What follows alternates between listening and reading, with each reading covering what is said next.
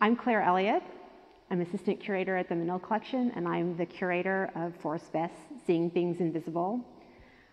Forrest Bess is an artist that I knew from my work with the permanent collection at the Menil.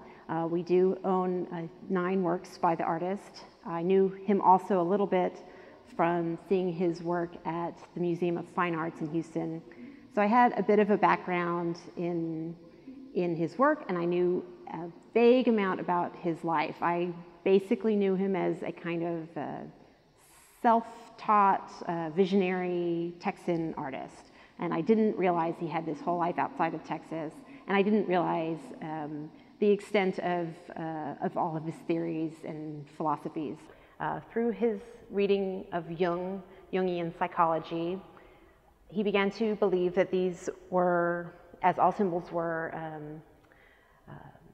they were rooted in the collective unconscious that was available to people from all cultures, and he was one of the sort of conduits for which this knowledge is kind of passed through. So he would study them after he painted them to try to understand their meaning, and eventually he was able to assign or understand the meanings as they came to him. The colors, for example, had meaning. In the hermaphrodite, the red represented the male, the white represents the female. So when he puts them together in this funny feather, but also kind of phallic-like shape, that is one of the symbols of the hermaphrodite. There end up being many symbols of the hermaphrodite. The painting is also a good example of how careful Bess is when he paints. At first glance, it appears to be a solid black background, but then you can see that there's actually this variation in texture that isolates this saddle-like shape. And this is another symbol that will recur in Bess's work.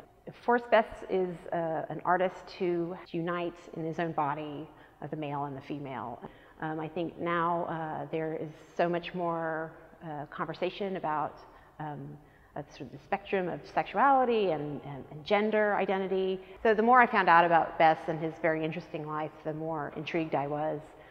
So I ended up putting together the exhibition and finding out that there was a lot of people actually who knew Bess's work and were interested to see more of him.